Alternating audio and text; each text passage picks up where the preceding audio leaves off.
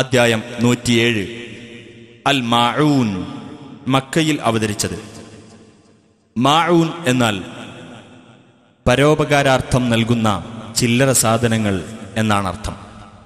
7-ാമത്തെ സൂക്തത്തിൽ ചില്ലറ പരോപകാരങ്ങൾ പോലും ചെയ്യാൻ വിസമ്മതിക്കുന്ന ആളുകളെക്കുറിച്ച് പരാമർശിച്ചതുകൊണ്ടാണ് ഈ അദ്ധ്യായത്തിന് ഇപ്രകാരം പേർ നൽകപ്പെട്ടത്. ബിസ്മില്ലാഹിർ റഹ്മാനിർ റഹീം. അറഅയ്തല്ലദീ യുകദ്ദിബു ബിദ്ദീൻ. മതത്തെ വ്യാജമാക്കുന്നവൻ ആരെന്ന് നീ കണ്ടുവോ? ഫദാലികല്ലദീ യദുഉൽ യതീം. അനാഥക്കുട്ടിയെ തള്ളിക്കളയുന്നവനത്രേ അത്. വലാ യഹുദ്ദു അലാ തആമിൽ മിസ്കീൻ.